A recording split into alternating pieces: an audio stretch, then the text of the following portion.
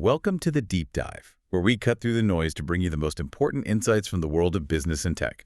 Today, we're diving deep into the recent performance of Chime, a company that's truly shaking up how millions of Americans manage their money. If you've ever felt unhappily banked, and that's a term they've actually popularized, or just wondered how technology is genuinely reshaping traditional financial services, well, this deep dive is for you. Yeah, and our mission today is really to give you the critical takeaways from Chime's second quarter 2025 earnings call and their press release, too.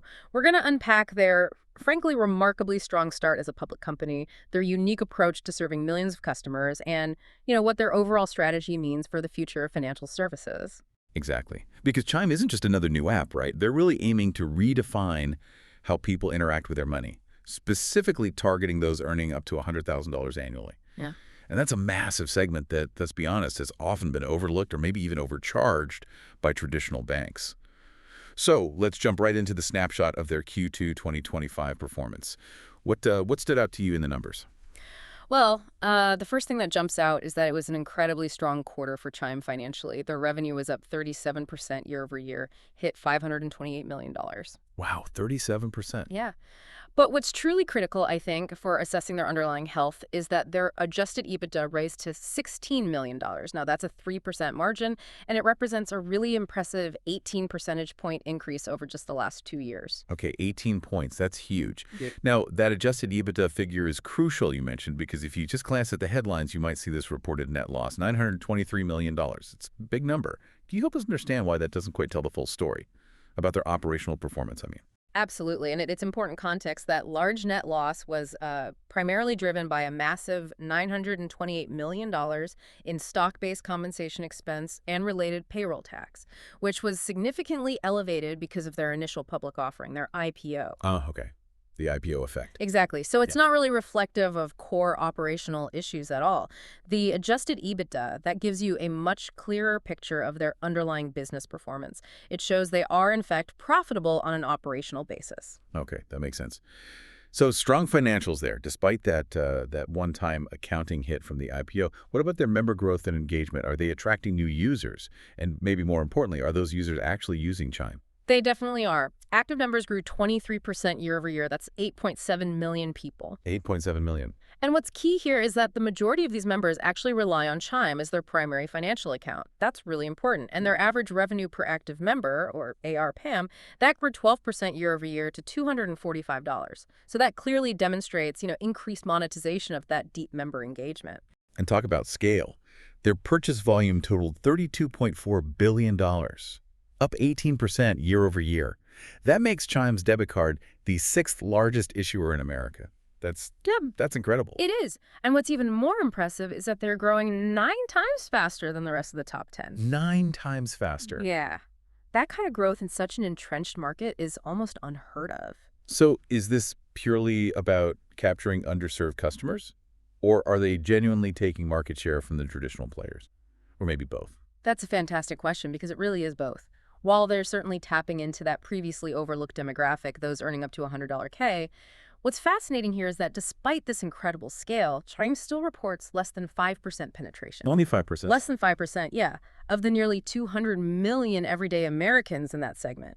So this clearly signals a massive opportunity still ahead for them. Many traditional banks, according to one top bank CEO, often find these low balance accounts just too costly to serve with their traditional branch models and, legacy tech. Right, leaving a wide open lane for Chime. Exactly. So if they're not just growing, but practically exploding into this market, how are they doing it?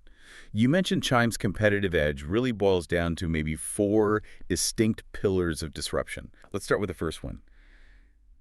Their low-cost structure advantage. How significant is this, really? Oh, it's foundational. Absolutely foundational. Chime operates at about 1/3 the cost of a large bank. 1/3. And get this, 1/5 the cost of a regional bank. Just think about that for a second. Imagine your local traditional bank, all those branches, the old tech. Chime runs on just a fraction of that cost. And it isn't magic. It's really down to their digital-first approach, their bank partnership model, and a vertically integrated tech stack.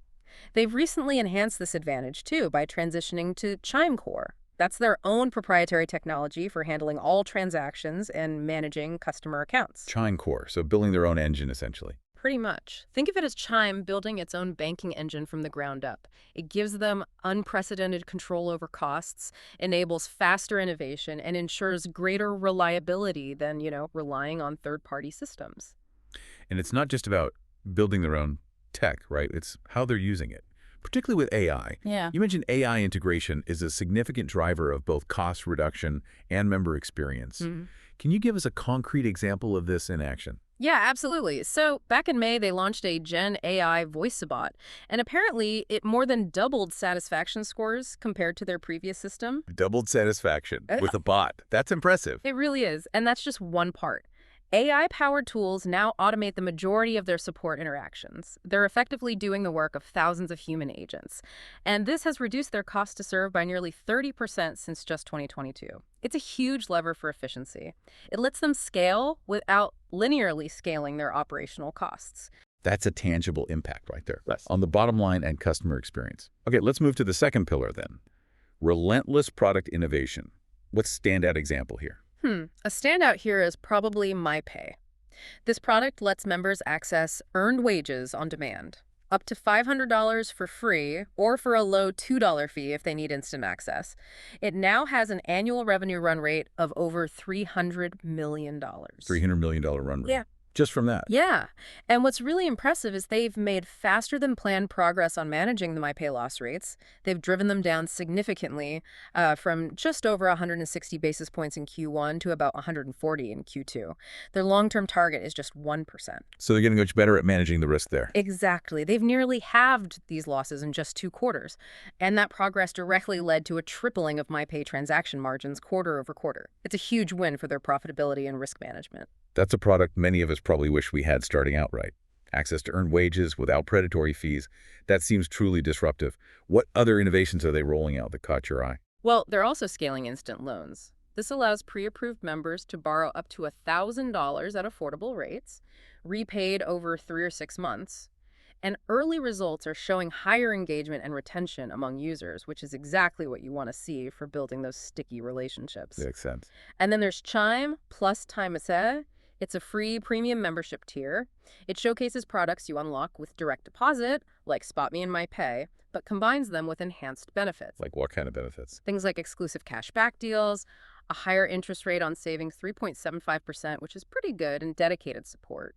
And they're saying this is already leading to higher direct deposit conversion and better member retention rates. So it's not just about one-off features, but building a whole ecosystem. Yeah. Something that rewards loyalty and especially direct deposit. That leads perfectly into the third pillar you mentioned. Yeah. Their focus on deep primary account relationships.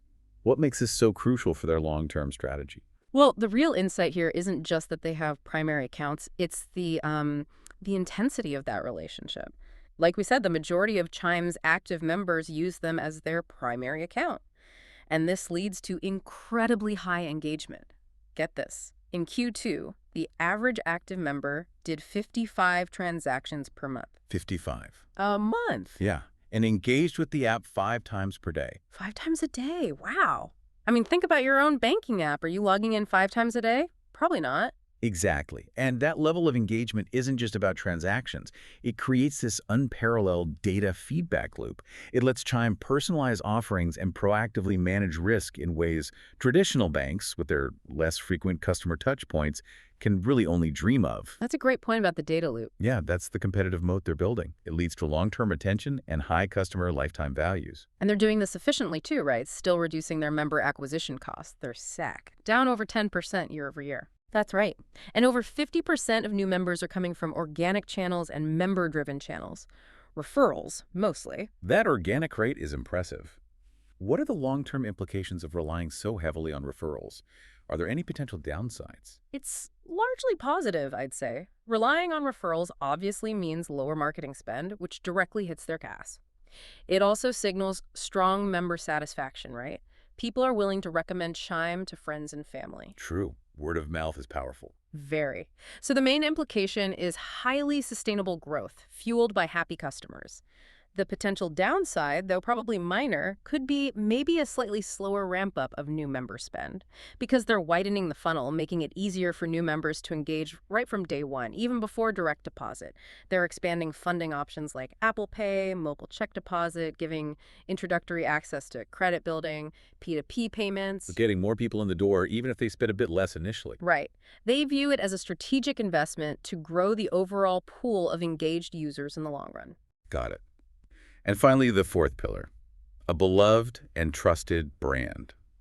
This is often the hardest thing for a fintech to build, wouldn't you agree? How has Chime managed this?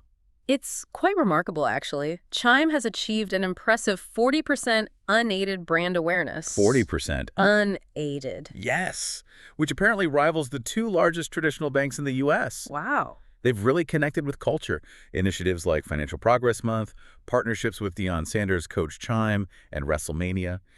And just in June, they announced NBA #1 draft pick Cooper Flagg as a brand ambassador.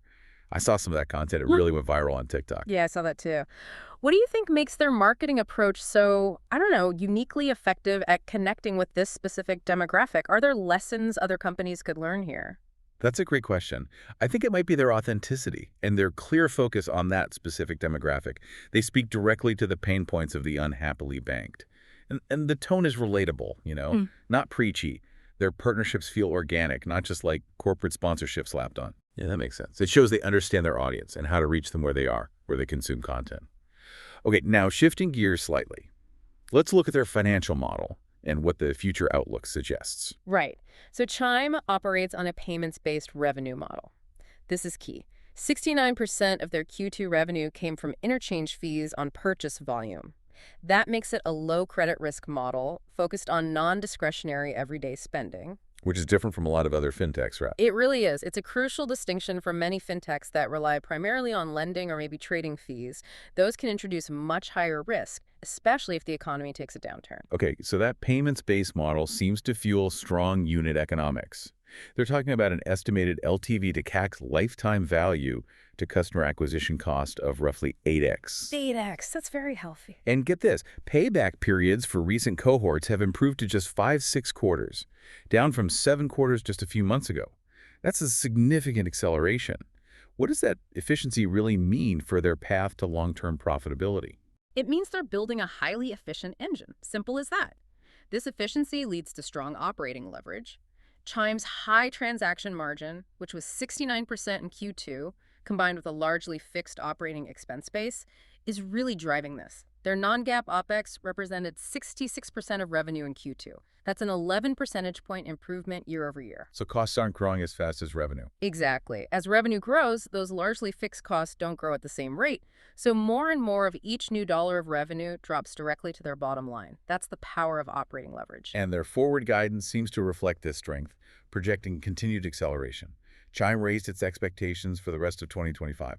For Q3, they expect revenue between $525 and $535 million. That's like 24-27% year-over-year growth. And adjusted EBITDA between $12 and $17 million. For the full year? Full year 2025, revenue projected between $2.135 billion and $2.155 billion.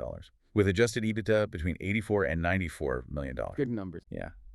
And they anticipate incremental adjusted EBITDA margin returning to the mid-40s or higher by Q4, faster than they previously expected, on their path to a long-term target of 35% or higher. These are incredibly ambitious targets. They definitely are, and I think it speaks to their confidence in the model and the market opportunity. Now, there's also a new and pretty exciting growth channel that could really broaden their reach. Chime Workplace. Chime Workplace, okay. Yeah, Chime is expanding into the enterprise space. They're offering its products as a free employee financial wellness solution through large employers. Okay, that sounds like a smart move. How does Chime Workplace distinguish itself from other employee financial wellness solutions already out there, particularly those offering, earned wage access? That's a really critical distinction. Unlike many competitors who just offer maybe a narrow earned wage access solution, Chime Workplace provides broader financial wellness. Things like credit building, savings tools, addressing really 100% of an employer's workforce, not just those needing immediate cash. So it's more holistic. Exactly. But where their earned wage access really stands out is its superiority. It provides up to 100% access to 100% of earned wages with no fee. No fee. Even for instant access? Even for instant access, no fee. This is currently unmatched in the market, especially when you compare it to competitors charging, what, $3, $4 per draw? That can add up significantly for users. Absolutely. Plus, the strength of the Chime brand itself and its large installed member base, that also helps drive higher adoption and satisfaction within these enterprise partnerships. It offers a really powerful value proposition for employers looking to support their workforce's financial health. Okay, so wrapping this up, what does this all mean for you, the listener? Chime's Q2 results, they underscore a powerful narrative, don't they? A digital-first company successfully challenging the status quo in consumer banking. They seem driven by a deep understanding of their target members, innovative products, and a remarkably lean operating model. They are not just building a financial product, they are building, it seems, a highly engaged financial relationship that clearly benefits both the company and its millions of members. Yeah, I think this deep dive really highlights how technology, when you pair it with a clear mission and a keen understanding of consumer pain points, can truly disrupt these massive entrenched industries. And as Chime continues its rapid growth, it really raises an important question for you to consider. How will the traditional banking world respond to these agile, consumer-centric models? And maybe more personally, what does this mean for your own financial journey as a consumer?